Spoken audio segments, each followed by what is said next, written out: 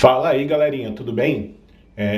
Hoje a gente vai aprender um pouquinho mais como os fatores se segregam a partir da meiose. Por que a meiose é interessante nos seres vivos? Né?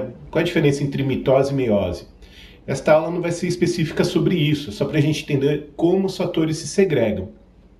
O que dá para dizer é que a mitose, a grosso modo, ela vai e replica a célula. O DNA se multiplica, se duplica e aí a célula ela se divide.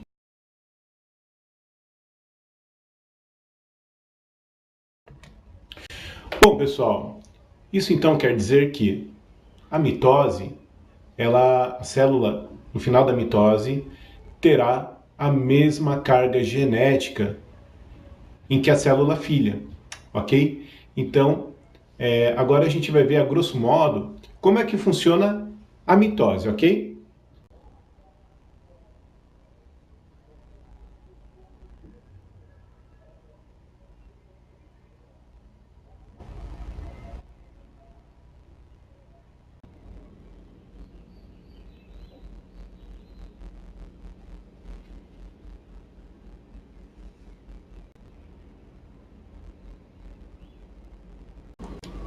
Então, é mais ou menos assim em que ocorre a divisão na mitose, uma cópia idêntica à outra.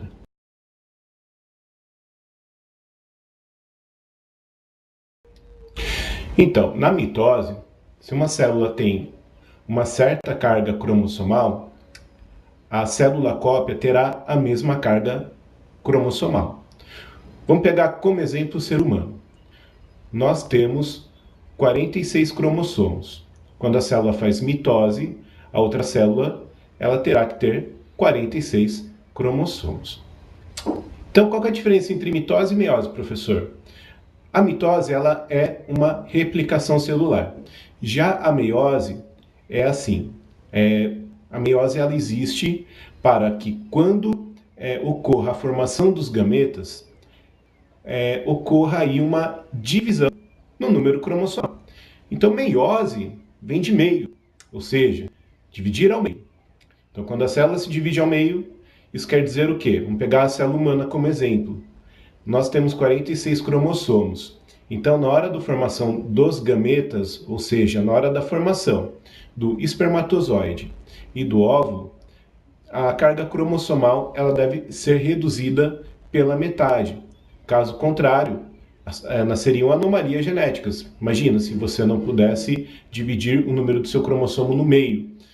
Nós iríamos sair com o dobro de 46 cromossomos. Isso é inviável. Tá? Então a natureza aí, ela arruma uma estratégia para que ocorra a divisão do número de cromossomal ao... Bom, como vocês veem no exemplo a seguir, fala sobre a permutação em gênero de clamidomonas. Né? Clamidomonas são algas em que pode haver meiose com permutação ou sem permutação. Bom, o que é a meiose? A meiose nada mais é do que a divisão do número cromossomal no meio. Vocês podem ver aí no esquema como é que ocorre a permutação. Então a gente vê aí diferentes alelos em que quando eles se aproximam dos cromossomos, eles trocam informações genéticas entre ele, trazendo assim variabilidade para o ser vivo. Bom, pessoal, agora para a gente exemplificar numa animação, eu vou fazer para vocês aí uma pequena animação para explicar, né, o que acontece. Bom, podemos ver aí nesta animação, a célula ela está com os cromossomos já feito a permutação. Reparem que os cromossomos eles sempre vão para o polo através do centríolo, que através da fibra do fuso puxa o cromossomo para o lado equatorial da célula. Essa é a meiose 1. Tá? Aí inicia-se a meiose 2, aonde ocorre a célula, ela dá a volta, né, como vocês podem ver no exemplo aí, e aí o centríolo, eles tiram a fibra do fuso e eles conectam no cromossomo. E depois o cromossomo, ele vai aí saindo para os seus polos e eles são separados. Então, neste momento que ocorre a separação. E aí, turminha, tudo bem?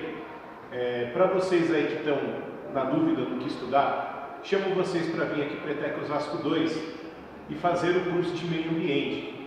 Aqui nós temos um laboratório repleto aí de equipamentos para desenvolvê-los melhor na questão ambiental. Então vem aqui com a gente, acesse Vestibulinho ETEC Osasco 2, curso de meio ambiente. Vem aqui que a gente está te esperando.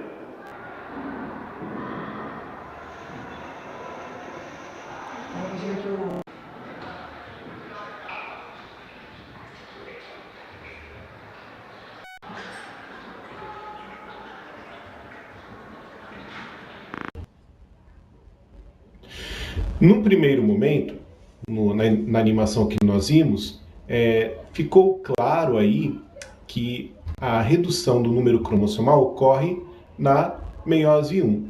Tá? Então vai 23 cromossomos para um lado, 23 cromossomos para o outro lado.